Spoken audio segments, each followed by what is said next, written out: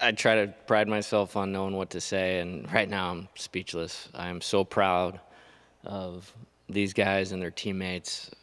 I really can't even put it into words.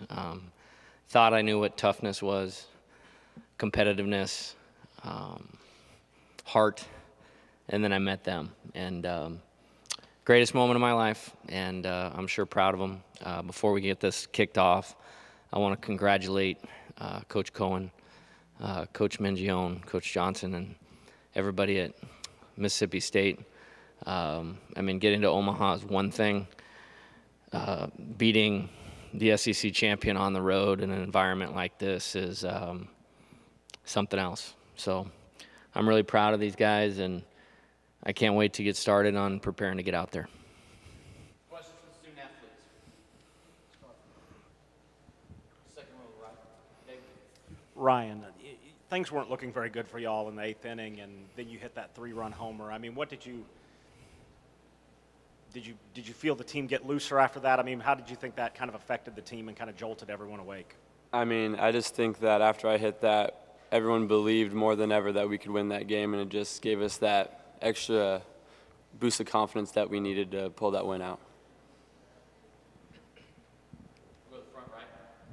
Yeah, Michael Lev with the Arizona Daily Star for Zach and or Ryan. You guys waited 4 years to get back to the postseason. Now you're going to the College World Series. Just describe what it feels like to, this whole road trip, tonight, the comeback, all of that. I mean, it's been a long road trip. I don't know how many days it's been, but I feel like we, especially being on the road, we really have like bonded more than ever as a team, and we believe in one another, and we trust in one another that we're going to get the job done. Cesar, obviously, I think it was in the 9th inning, didn't you come up in kind of a similar situation, ended up bouncing out? I know almost the same situation again. Did you learn anything from that first time to kind of come through, or just describe that last at-bat a little bit? I wasn't trying to think about my last at-bat, I was just trying to see a ball that I can, hit hard through the infield, and, I knew he was throwing a lot of sliders, so I was obviously sitting on that sliders, and I got my pitch, and, I executed. We'll go to the front right, and then we'll go to the back. Zach, you got drafted today. You forgot your jersey or something happened. You got a bunch of hits, but just describe what the scene was like after Cesar got the hit. Like, where were you? What were guys doing? What were guys saying? Oh man, just kind of that whole thing. It was unreal. Sally took a great at bat, and the kid being a freshman, you can't go up there having a freshman mentality. You have to go up there and hit the ball hard, and your team's behind you 100%. We knew Sally was a great hitter. We knew he could get it done. As for me today, it was just a blur, so I ended up leaving my jersey at the hotel.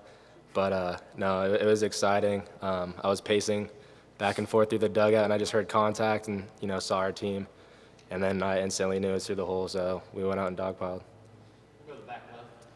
Cesar, Steve Robertson with Dogs Bite and Jeans Page. They were playing that shift against you all night, but it seems you beat it a couple times. Can you take us through that sequence a little bit there at the end?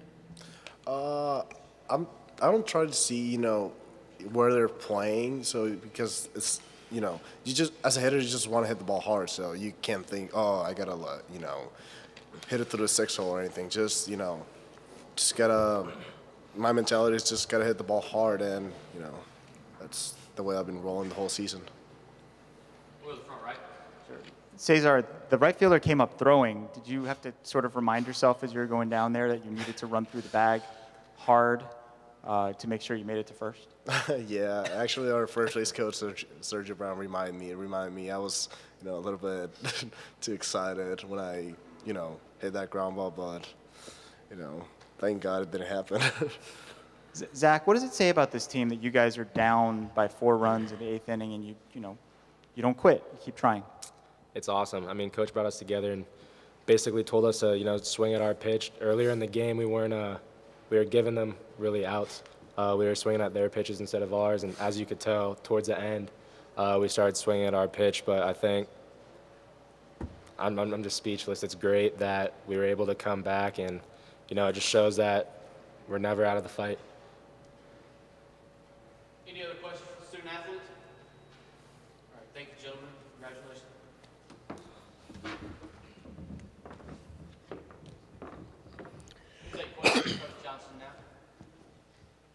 Jay, did you expect this to happen in year one of your regime? No. I try to not put any type of limitations on myself or a group of people that I'm around and this team. It was right from the start, we were moving pretty fast. I got hired the day before the draft last year, and we had to do some quick relationship building, and we were successful with that with a few guys that are here and a big part of what we're doing.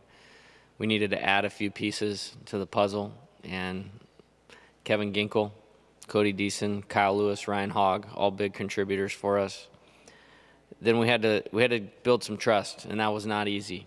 You know, Andy Lopez is one of the greatest coaches of all time in college baseball, and you know, we had to set our own course. We did that, and it was a little bumpy at first, and we got through it. And then something happened right around the new year when we came back, and it's hard to explain, but these guys have done everything we've asked them to do without hesitation, complete buy-in to our staff, and it allowed us to hit the ground running. We were ready for this thing the very first pitch of the season, and I'm so proud of them because there hasn't been a challenge along the way that they have not met. You know, went in, won 2 out of 3 at Rice opening weekend, won 2 games at the Tony Gwynn Classic, won our tournament, you know, navigated a very tough Pac-12 schedule, got swept at Utah, who ended up being the Pac-12 champion, came back the next day and beat a good BYU team.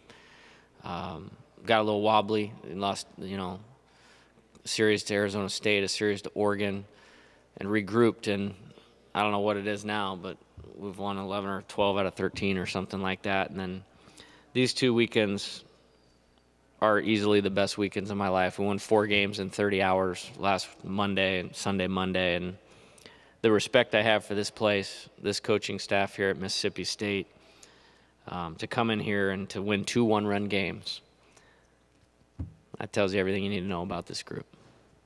Mississippi State has had one of the better, deeper pitching staffs in the country this year, and yet you guys pound out 18 hits. Why did you think, you know, what was going right with your guys' approach? Why were they able to so consistently get on base?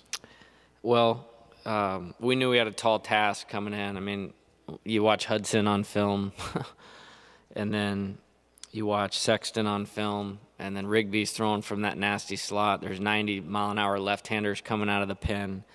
And then Humphreys is 95 miles an hour tonight. And then Smith, you can't pick up the ball because it comes out of here. And I was just waiting, like, when is this going to stop? I mean, when are they going to run out of guys that throw 90 with a good secondary pitch? And, you know, they make it tough on you. I mean, 18 hits and only 6 runs, that's a credit to how good those guys are. Any other questions?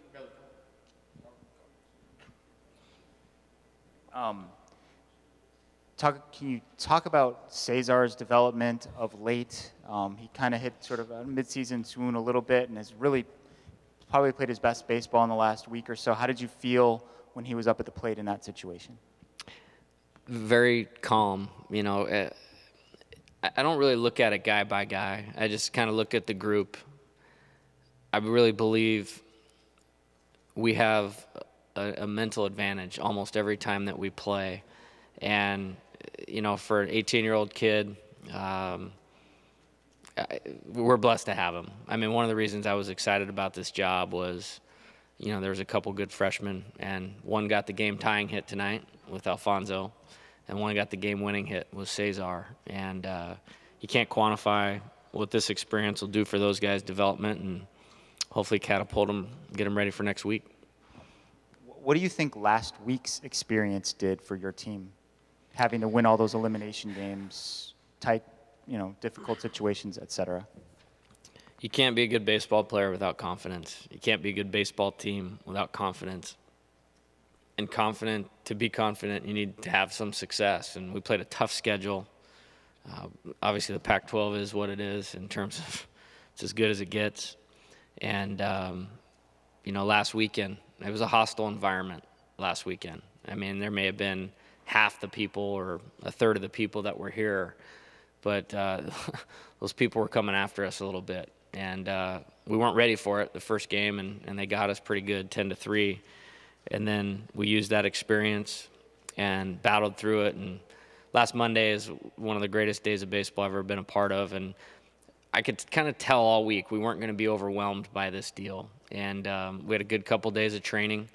We pumped up the music and as loud as we could in here in practice on Thursday to simulate what it was going to be like. And I felt our guys did a great job handling all of that.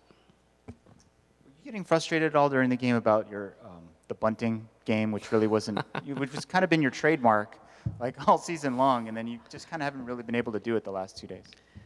Yeah, yes. We're a good team with good players. I mean, we had 6 guys drafted today, and I'm really proud of those guys. A few of them are just great, amazing stories. But we need to do things right to win. You know, we are not the 27 Yankees by any stretch. And so it's kind of interesting that, you know, something that has made us be so successful wasn't there. But it almost makes it sweeter, too. And, you know, to find a way, hit, you know, had a bunch of extra base hits, doubles. Cody Raymer, 2-strike double in the 9th. That's the at-bat of the game. Alfonso, 2-strike RBI. And Justin Binky, you know, who started every game last year, started for most of this year. We've made some switches with the lineup. He came in and gave us a couple tough at-bats. Kyle Lewis, the single to get that thing going in the 11th inning. It's a great team effort, and good job persevering through some mistakes.